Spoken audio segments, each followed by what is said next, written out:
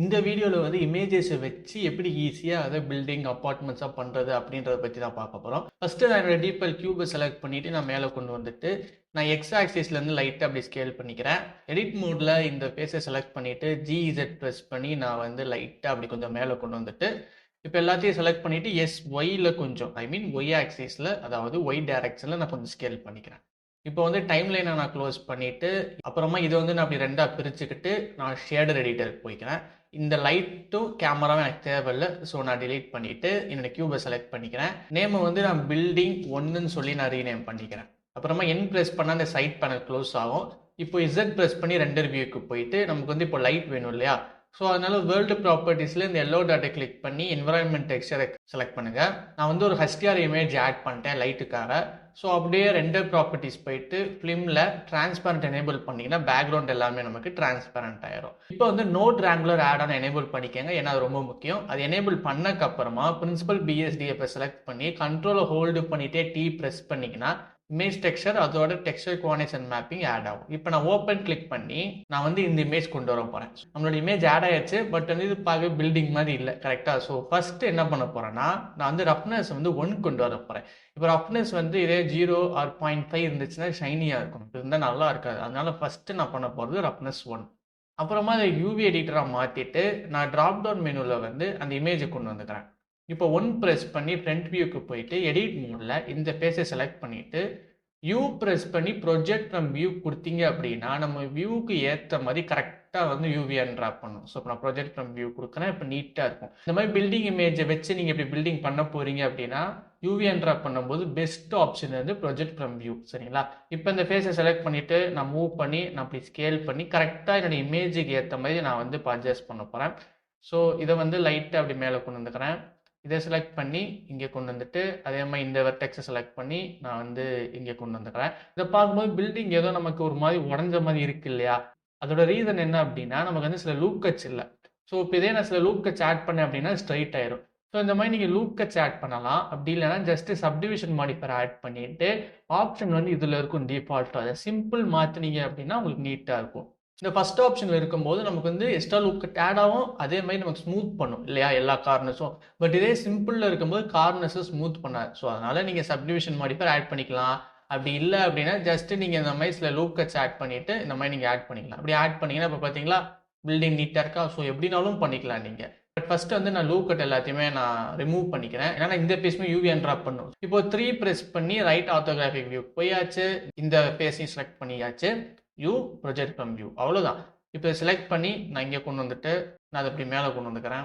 அது மாதிரி இந்த வெர்டெக்ஸை செலக்ட் பண்ணி நான் இங்கே கொண்டு வந்துட்டு அது மாதிரி இந்த வெர்டெக்ஸை செலக்ட் பண்ணி நான் இப்படி கொண்டு வந்துக்கிறேன். பொறுமையாக நீங்கள் டைம் எடுத்து கூட நீங்கள் கரெக்டாக அப்படி அட்ஜஸ்ட் பண்ணலாம். நான் வீடியோக்குன்னு பண்ணுறதுக்காக தான் நான் அப்படி டக்கு டக்குன்னு பண்ணிட்டு இருக்கேன். பட் இதே நீங்கள் தனியாக பண்ணும்போது உங்கள் டைம் எடுத்துக்கோங்க, பொறுமையாக நீங்கள் பண்ணலாம், அவ்வளோதான். இப்போ வந்து இந்த ஃபேஸை செலக்ட் பண்ணி ஷிஃப்ட்டை ஹோல்டு பண்ணிவிட்டு எஸ் ப்ரெஸ் பண்ணி கர்சர் டு செலெக்ஷன் கொடுத்தீங்க அப்படின்னா நம்மளோட கர்சர் வந்து செலெக்ஷன் இருக்கிற இடத்துக்கு வந்துடும். அதே மாதிரி டிரான்ஸ்ஃபார்ம் பிவிட் பாயிண்ட் 3D கர்சர் மாற்றிக்கோங்க. இப்போ இந்த ஃபேஸை நான் டிலீட் பண்ணிவிட்டு இந்த ஃபேஸை செலக்ட் பண்ணி ஷிஃப்ட் டி டூப்ளிகேட் ஆயிரும். எஸ் எக்ஸ் நம்பேரில் 0 ப்ரெஸ் பண்ணிங்கன்னா ஃப்ளாட் ஆயிரும். கர்சர் எங்கே இருக்கும் அதே மாதிரி இந்த ஃபேஸை செலக்ட் பண்ணி கர்சர் இங்கே கொண்டு வந்துட்டு இந்த ஃபேஸை டெலீட் பண்ணிவிட்டு இந்த ஃபேஸை செலக்ட் பண்ணி டூப்ளிகேட் பண்ணி SY0 ப்ரெஸ் பண்ணிங்கன்னா ஃப்ளாட் ஆயிரும். இப்போ எல்லாத்தையும் செலக்ட் பண்ணிட்டு மெர்ஜ் பை டிஸ்டன்ஸ் கொடுங்க, ஏன்னா நம்மக்கிட்ட எக்ஸ்ட்ரா வெர்டெக்ஸ் இருக்கும். அதனால தான் பார்த்தீங்களா 8 வெர்டெக்ஸ் ரிமூவ் ஆயிருக்கு. இப்போ நான் திரும்ப வந்து இந்த ஆப்ஷனை மீடியம் பாயிண்ட்டுக்கே கொண்டு வந்துட்டு இப்போ இங்கே வந்து ஒரு 8 லூப் கட் அதே மாதிரி இங்கே ஒரு 2 லூப் கட் ஆட் பண்ணிக்கலாம். இப்போ பார்த்தீங்கன்னா பில்டிங் வந்து நமக்கு நீட்டாக இருக்குது. இப்போ நம்ம தூரத்துலேருந்து பார்க்கும்போது எப்படி இருக்கும், ஒரு பில்டிங் இருக்கிற மாதிரி இருக்கும் இல்லையா? ஸோ அவ்வளோதான். அடுத்து வந்து பார்த்தீங்கன்னா இந்த பாட்டம் பேஸ் நமக்கு தேவையே இல்லை. ஸோ டெலீட் பண்ணிக்கோங்க, ஏன்னா பாட்டம் பேஸ் பார்க்க போகிறதில்ல. அதே மாதிரி டாப் பேஸ் வந்து பார்த்தீங்கன்னா நம்ம இமேஜஸ் வந்து மேக்ஸிமம் யூஸ் பண்ண போகிறதில்ல, ஏன்னா டாப் பேஸ் வந்து ஒரு மாதிரி சிமெண்ட்டாக இல்லைனா வேற மாதிரி தானே இருக்கும். ஸோ அந்த மாதிரி சமயத்தில் ஜஸ்ட் ப்ளஸ் கிளிக் பண்ணி நியூ மெட்டீரியல் கிரியேட் பண்ணிவிட்டு அசைன் பண்ணிவிட்டு நீங்கள் ஏதாவது கலர் மாற்றணும்னு நினச்சிங்கன்னா அந்த மாதிரி வந்து நீங்கள் மாற்றிக்கலாம், சரிங்களா? அவ்வளோதான். இப்போ வந்து நம்ம ஈஸியாக ஒரு பில்டிங் பண்ணியாச்சு. இப்போ இதே இதை நான் ஷிஃப்ட் டி ப்ரெஸ் பண்ணி டூப்ளிகேட் பண்ணிவிட்டு எக்ஸ் ஆக்சிஸில் நான் நல்லா ஸ்கேல் பண்ணிக்கிறேன், அதே மாதிரி ஒய் ஆக்சிஸ்லேயும் கொஞ்சம் ஸ்கேல் பண்ணிக்கிறேன். இப்போ வந்து அடுத்து வந்து அப்பார்ட்மெண்ட் இமேஜஸை கொண்டு வர போகிறேன். நான் ஷேடர் எடிட்டருக்கு போயிட்டு பில்டிங் ஒன்று செலக்ட் பண்ணி இந்த ஆப்ஷனை கிளிக் பண்ணனா நியூ மெட்டீரியலாக மாறும். இங்கே வந்து நான் ஜஸ்ட்டு அப்பார்ட்மெண்ட் 1ன்னு சொல்லி ரீநேம் பண்ணிவிட்டு இப்போ என்னோடய ஃபோல்டருக்குள்ளே போயிட்டு நான் இதை கொண்டு வந்துக்கிறேன். இப்போ எப்பயும் போல் நான் ஏற்கனவே சொன்ன மாதிரி தான் ஃபஸ்ட்டு யூவி எடிட்டருக்கு போயிட்டு நான் வந்து இந்த ட்ராப் டவுன் மெனுவில் வந்து அப்பார்ட்மெண்ட் ஒன் இமேஜ் கொண்டு வந்துக்கிறேன். ஃபஸ்ட்டு வந்து நான் இந்த எல்லா லூப் கட்டுமே ரிமூவ் பண்ணிக்கிறேன். ஏன்னா அப்போ தான் வந்து எனக்கு சிங்கிள் ஃபேஸாக இருக்கும். ஸோ எனக்கு வந்து யூவி ட்ராப் பண்ண வசதியாக இருக்கும். இப்போ இந்த எல்லா லூப் கட்டையும் செலக்ட் பண்ணியாச்சு. எக்ஸு டிசால்வ் எட்ஜ், அதே மாதிரி இதையும் செலக்ட் பண்ணி எக்ஸு டிசால்வ் எட்ஜ். ஃபைனலாக வந்து நம்ம எப்படியும் லூப் கட் ஆட் பண்ண போகிறோம். அதுக்கு பதிலாக சப்டிவிஷன் மாடிஃபயர் ஆட் பண்ணிக்கிறேன். ஏன்னா கொஞ்சம் ஈஸியாக இருக்கும். சிம்பிள்னு வச்சேன்னா அவ்வளோதான். பார்த்தீங்களா, வேலை முடிஞ்சா. ஓகே, இப்போ எடிட் மோடில் இந்த ஃபேஸை வந்து நான் செலக்ட் பண்ணிவிட்டு ஃப்ரண்ட் வியூவில் நான் ரெண்டர் வியூக்கு போய்க்கிறேன்.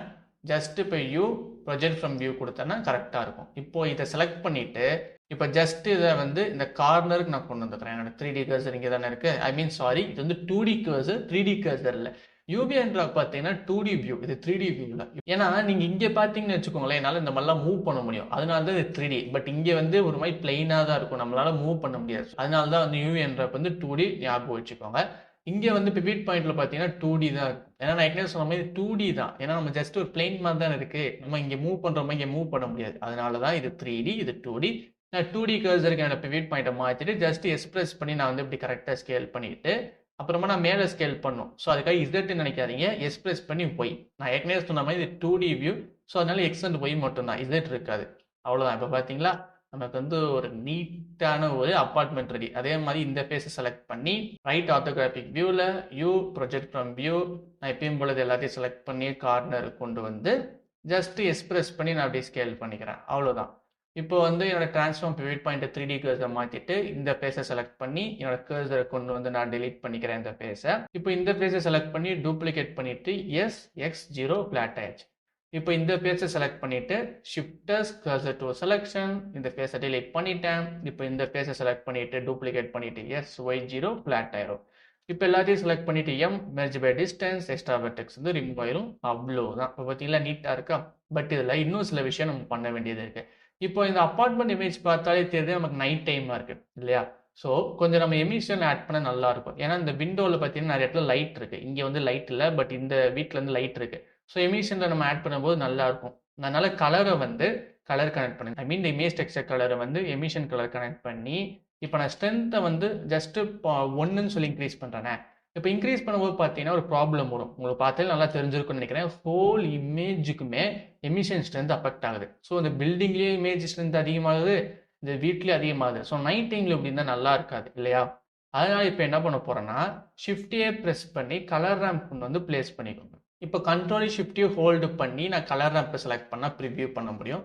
இப்போ பார்த்தீங்கன்னா எனக்கு எல்லாமே பிளாக் அண்ட் ஒயிட்டில் மாறிடும். ஸோ எங்கெல்லாம் வந்து அதிகமான பிரைட்னஸ் இருக்கோ அங்கே வந்து ஒயிட்டு, பிரைட்னஸ் கம்மியாக இருக்கிற இடத்துல so light white, light grey, பிரைட்னஸே இல்லாத இடத்துல பிளாக்காக இருக்குது. இப்போ நான் என்ன பண்ண போகிறேன்னா இந்த பிளாக் அப்படி கொண்டு வர எனக்கு நிறைய இடத்துல பிளாக் ஆக ஆரம்பிக்கும். அதாவது இப்போ இந்த பிளாக்கை நான் கொண்டு வர இங்கே பாருங்கள், எங்கெல்லாம் அடுத்து லைட் பிளாக் இல்லை லைட் கிரே எங்கெல்லாம் இருக்கோ அடுத்து அப்படியே ஃபுல்லாக வந்து அது எல்லாமே வந்து பிளாக் ஆக ஆரம்பிக்கும். பார்த்தீங்களா.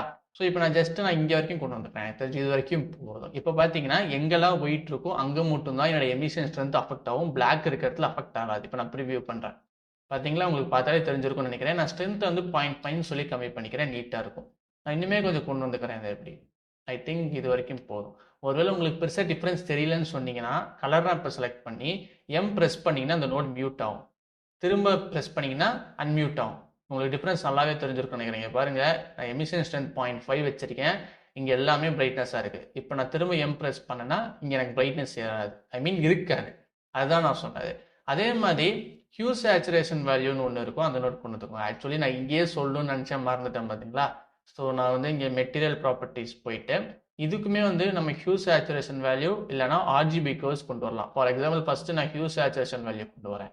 ஹியூ வேல்யூ சேஞ்ச் பண்ண நமக்கு இந்த மாதிரி கலர் மாறும். இப்போ 0ல் இருக்கா, ஒரு மாதிரி வந்து பார்த்தீங்கன்னா ஒரு ஈவினிங் டைமாக இருக்குது. ஸோ சேச்சுரேஷன் பண்ணால் நீங்கள் எப்படி இன்க்ரீஸ் பண்ணிக்கலாம். அதே மாதிரி RGB கர்வ்ஸ் அப்படின்னு சொல்லி ஒன்று இருக்கும், அதையுமே நீங்கள் கொண்டு வந்துக்கலாம். ஜஸ்ட் இங்கே லெஃப்ட் கிளிக் பண்ணிங்கன்னா டாட் வரும், இப்படி மேலே கொண்டு வந்தீங்கன்னா பிரைட்னஸ் இன்க்ரீஸ் ஆகும், பிரைட்னஸ் கம்மியாகும். இது வந்து red value, green value, blue value எதை நீங்கள் இன்க்ரீஸ் பண்ணுறீங்களோ அது வந்து உங்களுக்கு எப்படி அதிகமாகும். ஸோ இந்த மாதிரி வந்து உங்களோட பில்டிங்கோட கலர் இல்லை உங்களோட கான்ட்ராஸ்ட், பிரைட்னஸ் எது வேணுமோ நீங்கள் வந்து இப்படியே சேஞ்ச் பண்ணிக்கலாம்.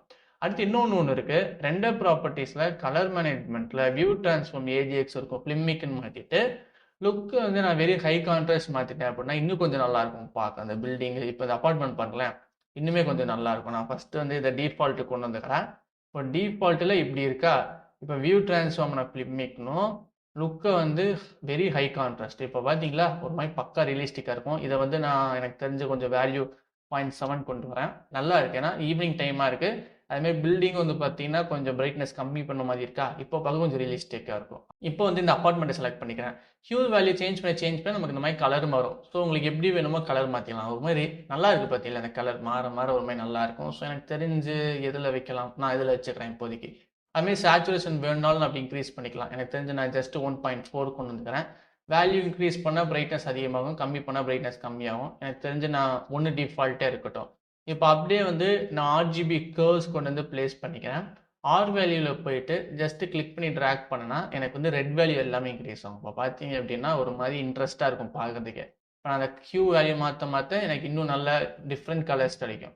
இப்போ உதாரணத்துக்கு எனக்கு தெரிஞ்சு என்ன வைக்கலாம் தெரில. ஸோ ஜஸ்ட்டு சேஞ்ச் பண்ணிட்டேன். எனக்கு தெரிஞ்சு நான் இதில் வச்சிடறேன். இல்லை 0.5 டிஃபால்ட்டோ, சாரி, நம்ம வேறு வச்சு பார்ப்போம் ஏதாவது. ஒன்றில் வச்சிடறேன். ஒன்று நல்லாயிருக்கு. இப்போ இந்த 3 நொடி செலக்ட் பண்ணிவிட்டு நான் எம் ப்ரெஸ் பண்ணால் மியூட் ஆகும். டிஃபால்ட் இப்படி தான் இருக்கும். இப்போ எப்படி இருக்குன்னு பார்த்தீங்களா, இங்கெல்லாம் பாருங்களேன் ஒரு மாதிரி நல்ல வித்தியாசமாக இருக்கும். ஸோ இந்த மாதிரி வந்து நீங்கள் நிறைய சேஞ்ச் பண்ணிக்கலாம். இல்லை இன்னொரு விஷயம் இருக்குது, என்ன அப்படின்னா இப்போ இது பார்க்க இமேஜாக இருக்குது இல்லையா. இப்போ வந்து நான் சாலிட் வியூக்கு வந்தேன்னா வெறும் இமேஜாக இருக்குது. பட் இதை இன்னும் ரியலிஸ்டிக்காக மாற்ற ஒன்று பண்ணலாம். என்ன அப்படின்னா ஜஸ்ட்டு இங்கே ஒரு லூப் கட் ஆட் பண்ணிவிட்டு அதேமாதிரி இங்கே ஒரு லூப் கட் ஆட் பண்ணிக்கிறேன். அப்புறமா வந்து இங்கே ஒரு லூப் கட், அதே மாதிரி இங்கே ஒரு லூப் கட், அப்படி இங்கே இங்கே இந்த மாதிரி கரெக்டாக வந்து பார்த்தீங்கன்னா எல்லா இடத்துலையும் இப்படி லூப் கட் ஆட் பண்ணிகிட்டே இருங்க. கரெக்டாக அந்த விண்டோ இருக்கிற இடத்துல ஆட் பண்ணதும் இந்த விண்டோஸ் ஏரியா எல்லாத்தையுமே செலக்ட் பண்ணிவிட்டு ஜஸ்ட்டு ப்ரெஸ் பண்ணி உள்ளே நகர்த்துனீங்க அப்படின்னா இப்போ ரியலிஸ்டிக்காக இருக்கும் பார்க்க. இப்போ நான் சாலிட் வியூக்கு வரேன் பார்த்தீங்களா, இது வந்து ஒரு மாதிரி ரியலிஸ்டிக்காக இருக்கும். சில சமயத்தில் வந்து கேமரா கிட்ட ஒரு பில்டிங் இருக்குது, அந்த பில்டிங் வந்து நீங்கள் இமேஜ் வச்சு பண்ணியிருக்கீங்க அப்படின்னா இந்த மாதிரி வந்து சில லூப் கட்ஸ் ஆட் பண்ணி ஜஸ்ட்டு நீங்கள் இப்படி உள்ளே எக்ஸ்ட்ரூட் பண்ணிக்கோங்க. நான் வந்து இந்த இமேஜ் கொண்டு வந்துக்கிறேன். என்னோட ட்ரான்ஸ்ஃபார்ம் பிவிட் பாயிண்ட்டை மீடியம் பாயிண்ட்டை மாற்றிட்டு நான் எக்ஸ்பிரஸ் பண்ணி ஸ்கேல் அதிகப்படுத்திக்கிறேன். இப்போ ரைட் கிளிக் பண்ணி கன்வெர்ட் டு மெஷ் பிளேன் கொடுத்தா எனக்கு இது பிளைனாக மாறிடும். பிளைனாக மாறுறது மட்டும் இல்லாமல் எனக்கு ஷேடர் எடிட்டரில் வந்து பார்த்தீங்கன்னா எனக்கு இமேஜ் டெக்ஸ்சர் வந்து கரெக்டாக ஆட் ஆயிரும். நான் ரஃப்னஸ் வந்து ஒன்றுன்னு கொண்டு வந்துக்கிறேன். இந்த மாதிரி இமேஜஸ் நம்ம யூஸ் பண்ணலாம். ஜஸ்ட் இமேஜாக வச்சுக்கலாம், அந்த மாதிரி மாற்ற வேண்டிய அவசியம் இல்லை. எங்கே யூஸ் பண்ணலாம் அப்படின்னா, இப்போ இதே வந்து நீங்கள் கார் சேசின் பண்ணுறீங்க அப்படின்னா ஒரு ஸ்ட்ரீட்டோ இல்லை ஒரு சிட்டிலையோ கார் சேசின் பண்ணும்போது அந்த மாதிரி சமயத்தில் உங்களுக்கு நிறைய பில்டிங்ஸ் தேவைப்படும் இல்லையா. ஸோ அப்போ வந்து நீங்கள் ஒவ்வொரு பில்டிங்கும் தேடி மாடல் பண்ணிங்கன்னா உங்களுக்கு டைம் தான் வேஸ்ட் ஆகும். ஸோ இந்த மாதிரி பில்டிங் பண்ணுறது ஈஸி. அதே மாதிரி நீங்கள் ஜஸ்ட் இந்த மாதிரி இமேஜ் வச்சுக்கலாம். இப்போ ஸ்ட்ரைட்டாக அப்படி கார் போகுதுன்னு வச்சுக்கோங்களேன், நீங்கள் இந்த மாதிரி வந்து ஒரு கியூபை கொண்டு வந்து நீங்கள் இப்படி கரெக்டாக யூவி என்ட்ரா பண்ண வேண்டிய அவசியம் இல்லை. இப்படியே நீங்கள் இமேஜ் வச்சிங்கன்னா ப்ராப்ளமே இல்லை. ஏன்னா கார் இப்படி நேராக போகும்போது வேகமாக போவோம். ஸோ பில்டிங்காக இல்லையான்னு சொல்லி அவ்வளோ ஃபோக்கஸாக இருக்காது. நமக்கு பில்டிங் மாதிரி தெரிஞ்சால் போதும். ஸோ அப்போ வந்து இந்த மாதிரி இமேஜ் யூஸ் பண்ணலாம். அதுவும் வந்து பார்த்தீங்கன்னா டிரான்ஸ்பரண்ட் இமேஜாக யூஸ் பண்ணுங்கள். சில டைம் இந்த மாதிரி ஒயிட் கிடைக்கும், அது வேணாம். மேக்ஸிமமாக டிரான்ஸ்பரண்ட் இமேஜ் யூஸ் பண்ணுங்கள். ஒரு வேளை இல்லை ப்ரோ எனக்கு இந்த மாதிரி தான் கிடைக்குது நீங்கள் சொன்னீங்கன்னா சில விஷயம் மட்டும் பண்ணுங்கள். இமேஜ் டெக்ஸ்சர் கலர் வந்து ஆல்ஃபாவில் கனெக்ட் பண்ணிங்கன்னா நம்மளோட இந்த பில்டிங் எல்லாமே கொஞ்சம் கொஞ்சமாக மறைய ஆரம்பிச்சிடும். ஸோ ஃபஸ்ட்டு வந்து கலர் ரேம்ப் கொண்டு வந்து ப்ளேஸ் பண்ணிவிட்டு இந்த ஆரோ மார்க்கை கிளிக் பண்ணி ஃப்ளிப் கலர் ரேம்ப் கொடுத்தீங்கன்னா நமக்கு வந்து கலர் ஃப்ளிப் ஆகும். இப்போ பார்த்தீங்கன்னா நம்மளோட பில்டிங் மட்டும்தான் இருக்கும், ஒயிட் கலர் எல்லாமே வந்து நமக்கு இப்போது டிரான்ஸ்பரண்ட் ஆயிரும். அவ்வளோதான். இப்போ அதை செலக்ட் பண்ணிவிட்டு நான் பிளாக் வந்து இப்படி கொண்டு வரலாம். பட் இதே ரொம்ப கொண்டு வந்தோன்னா பில்டிங் சேர்த்து மறைய ஆரம்பிச்சிடும். அதனால் வந்து நீங்கள் செய்யும் போது கொஞ்சம் பார்த்து பண்ணுங்கள். அதோட வந்து இந்த ஒயிட்டை கிட்ட கொண்டு வந்துக்கோங்க, பிளாக்கு கிட்ட. அப்போ தான் வந்து கொஞ்சம் நல்லாயிருக்கும் பார்க்குறதுக்கு. எனக்கு தெரிஞ்சு இதுவே ஓகே, நீட்டாக இருக்குது. ஆனாலும் சில சமயத்தில் இந்த மாதிரி லைட்டாக இந்த பார்டர் தெரியும். அதனால வந்து மேக்ஸிமம் இந்த ஒயிட் கலர் இமேஜ் எடுக்கிறத தவிர்த்துருங்க. ஆனால் சில நேரத்தில் இந்த ஒயிட் தெரியாது. ஆனால் சில நேரத்தில் எப்படியோ ஒரு இல்லை அன்லைக்கியோ ஒயிட் தெரியுது. இப்போ ஜஸ்ட் இது இமேஜ் எடுத்துக்கங்களேன். இப்போ பாருங்கள், இப்போ கார் வந்து இப்படி வேகமாக போகுது. இது வந்து பார்த்தீங்கன்னா நமக்கு வந்து இங்கே ஏதோ நிறைய பில்டிங்ஸ் இருக்கிற மாதிரி தான் இருக்கும். ஸோ அதனால தான். ஏன்னா அது இல்லாமல் நம்ம பிளர் யூஸ் பண்ணுவோம் இல்லையா. நம்ம கார் மட்டும் ஃபோக்கஸ் பண்ணோம், காருக்கு சுற்றி இருக்கிற இடத்த எல்லாமே நம்ம பிளர் ஆப்ஷன் யூஸ் பண்ணுவோம். ஃபார் எக்ஸாம்பிள் வந்து இப்போ நான் கேமரா கொண்டு வரேனே, அந்த கேமரா இருக்குது. கேமராவில் வந்து ஆப்ஜெக்ட் டேட்டா ப்ராப்பர்ட்டிஸில் பார்த்தீங்கன்னா நமக்கு வந்து டெப்த் ஆஃப் ஃபீல்டு இருக்கும். ஸோ எந்த ஆப்ஜெக்ட் நம்ம ஃபோக்கஸ் பண்ணுறோமோ அந்த ஆப்ஜெக்ட் மட்டும் தெளிவாக தெரியும்.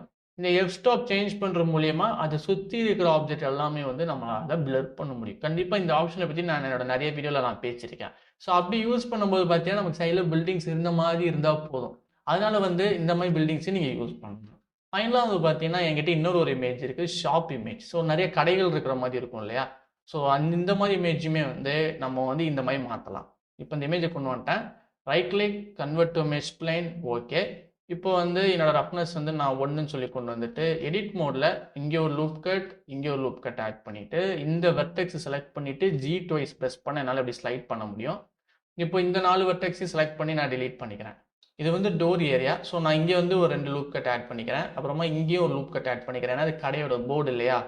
அதே மாதிரி இங்கே ஒரு லூப் கட்டு, அப்புறமா இங்கே ஒரு லூப் கட்டு, அப்புறம் அப்புறம் இங்கே ஒரு லூப் கட்டு, அதே மாதிரி இங்கே ஒன்று, அப்புறம் ஃபைனலாக வந்து இங்கே. ஓகே, இப்போ வந்து இந்த போர்டை செலக்ட் பண்ணிவிட்டு நான் ப்ரெஸ் பண்ணி எக்ஸ்ட்ரூட் பண்ண போகிறேன் முன்னாடி. ஸோ நீட்டாக இருக்கும் போர்டு மாதிரி. இப்போ இதையும் செலக்ட் பண்ணிக்கோங்க. இது கிளாஸ் ஏரியா. ஜஸ்ட்டு உள்ளே எக்ஸ்ட்ரூட் பண்ணிக்கோங்க. இது வந்து என்ட்ரன்ஸு இல்லையா, நம்ம கதவு.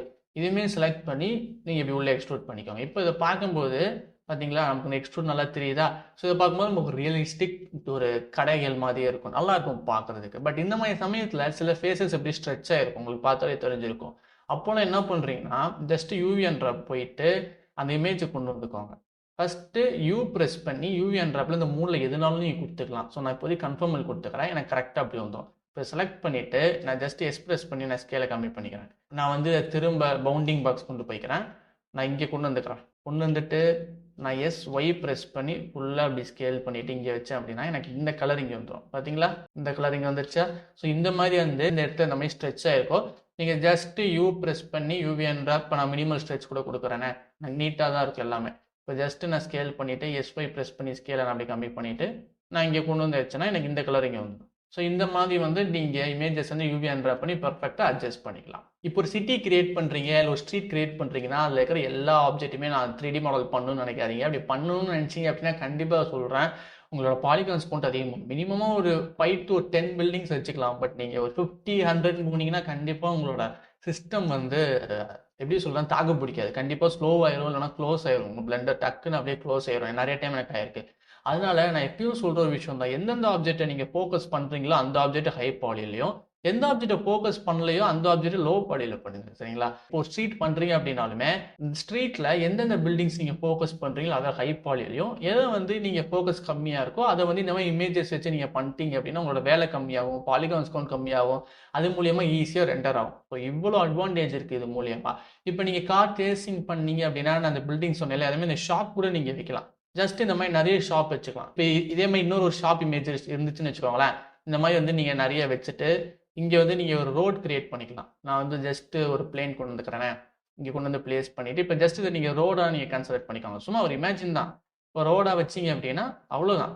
இப்போ இங்கே கார் இருந்துச்சுன்னு வச்சுக்கோங்களேன், இப்போ கார் ஸ்பீடாக போகும். நம்ம சைட்லேருந்து பார்க்கும்போது இது ஒரு கடைகள் மாதிரி இருக்கும், அவ்வளோதான். ஆனால் நம்மளை பொறுத்த வரைக்கும் இது இமேஜ் கார்லேருந்து போகும்போது இது பார்க்க நிஜமாக ஒரு கடை அங்கே இருக்குன்ற மாதிரி இருக்கும். ஸோ இந்த மாதிரி வந்து நீங்கள் ஈஸியாக வந்து ஒரு மினி ஸ்ட்ரீட்டையே மினி சிட்டியே நீங்கள் கிரியேட் பண்ணலாம்.